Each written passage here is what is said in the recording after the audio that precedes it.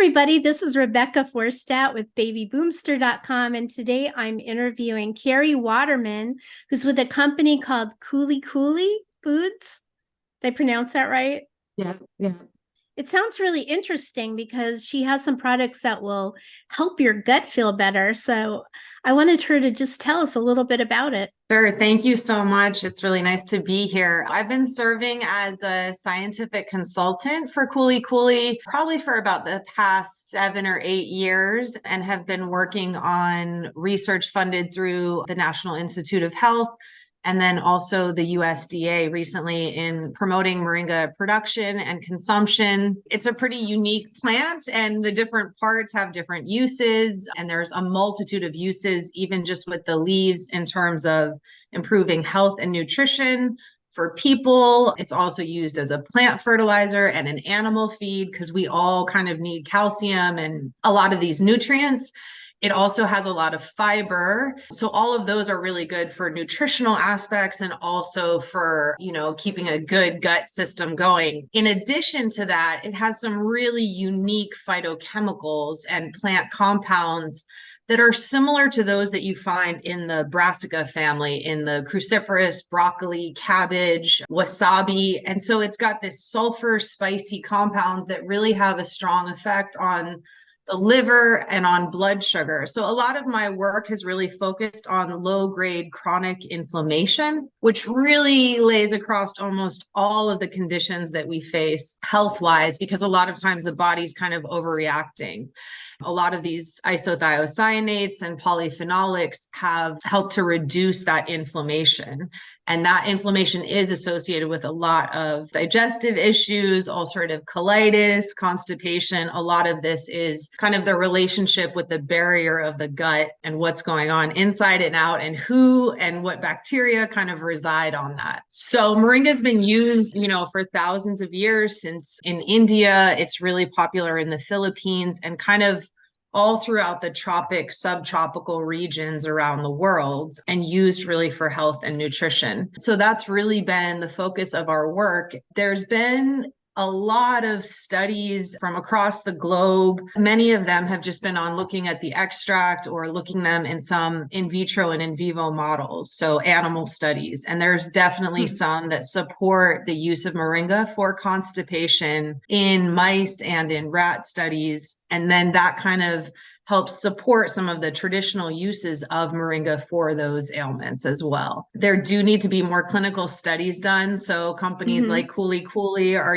kind of pushing for that, where we can have it really standardized. So what's in the moringa leaf powder and how it's prepared, what are the active compounds, and then putting it into a rigorous placebo-controlled clinical study or comparing it to alternative approaches. So sometimes it's not, all or nothing. Sometimes it's a balance of finding a bit of, maybe you need some of your prescription medication, but you can also maybe lower some of the side effects or potentially some of the doses by using plants and foods as our medicine. So moringa is really great for that, because even if you're healthy, it's great to be getting all these nutrients and vitamins and minerals and protective compounds.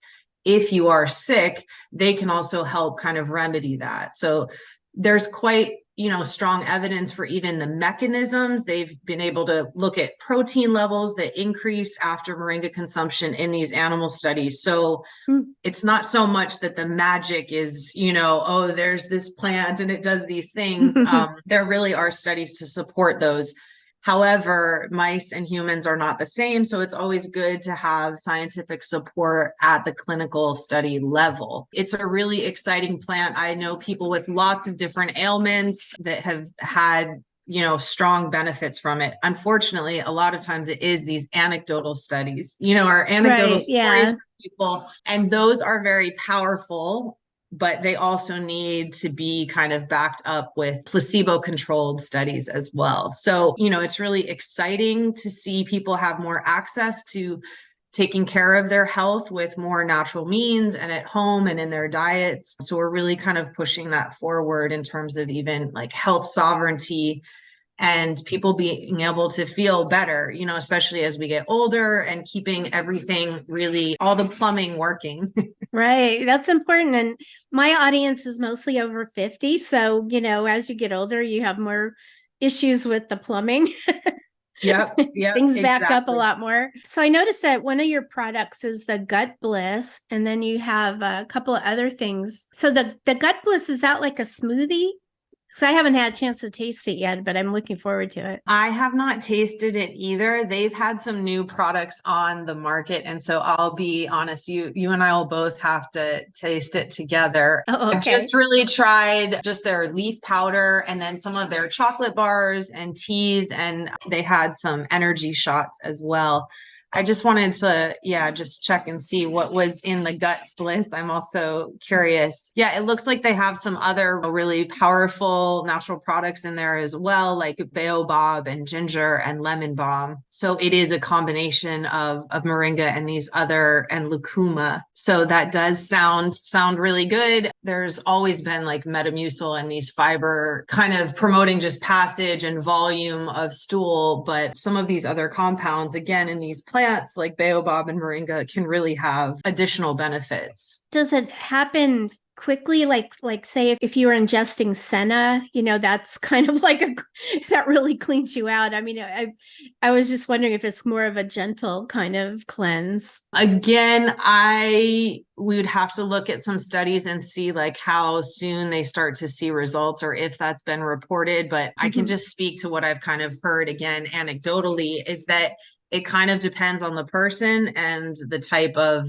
diet that they already have going a bit. So if you Right. already Yeah. have a lot of plant materials in your diet and in your system, it Mm-hmm. won't have such a much of a like a drastic effect. But I do think some people have taken a big spoonful of moringa powder. Many people do use it as a laxative. So like I Mm-hmm. spent a lot of time in Kenya and just interviewing people about how and why they were using it. And that was a common use to make a hot cup of boiling water, add the moringa tea in the morning to have a nice early morning bowel movement. And so the dosage is quite tricky. I always recommend people start out slow and then add on. It can have a laxative effect. That's the intention, right? So I Right. mean, that's kind of the common phrase is what's the difference between the cure and the poison is the dose. So you kind of have to, I think work with what your diet already is. Start with like a teaspoon, work your way up to a tablespoon.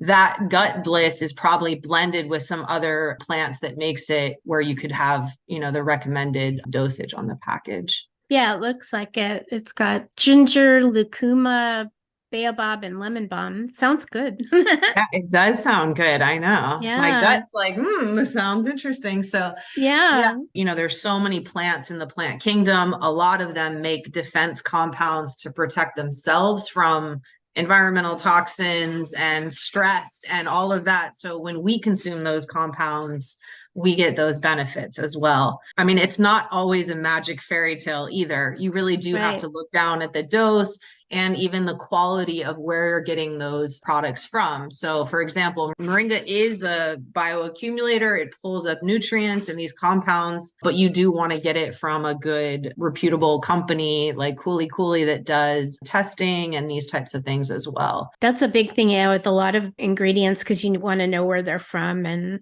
how they're grown and everything. What was I going to ask you? Well, I was going to ask you where it was grown. Do you know? Yeah, so it's native to the border between India and Pakistan. Mm-hmm. It's one of 13 species in the family. The rest are kind of throughout East Africa and Madagascar and up through the Middle East.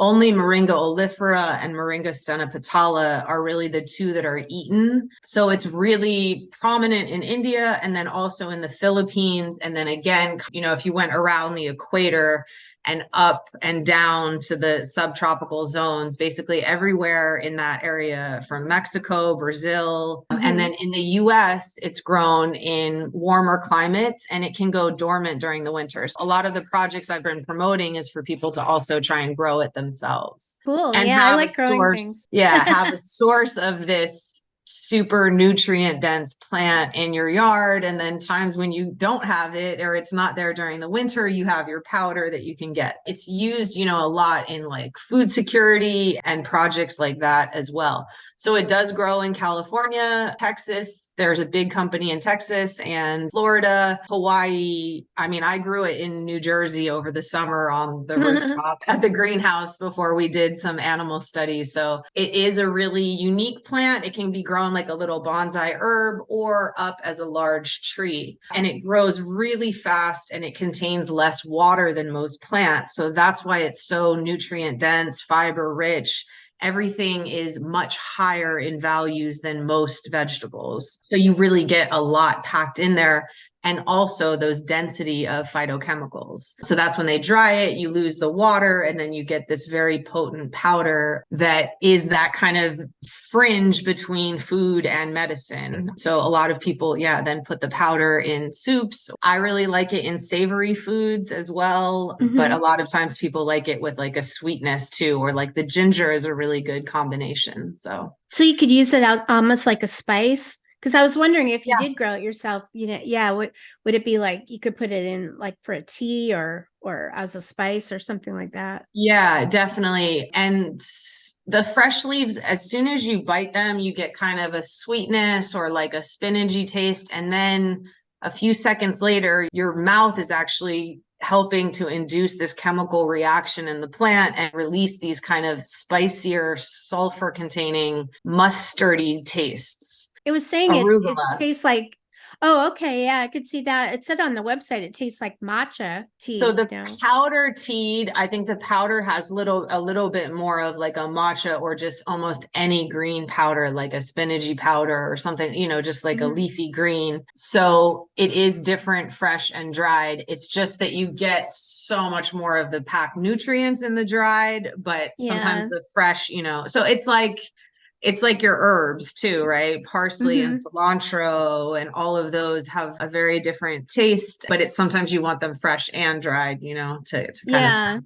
Kuli Kuli has protein powder as well. So, I think they're really trying to help out people who are on the go or have very simple meals and kind of meal assistance in that you're getting these nutrients then, even if you're just having a shake for lunch or something like that. Right. Yeah. Well, it sounds good. Well, thank you for all that info. That was pretty extensive. I've spent the last 15 years working on this one plant and its benefits. So, and I still honestly have more questions than answers, I feel. So it's exciting. So yeah, well, thank you. And then if anybody wants to get this Kuli Kuli, it's available on their website, which is kulikulifoods.com. And it's also available on Amazon. So I'll leave the links in the video. Great. So thank you.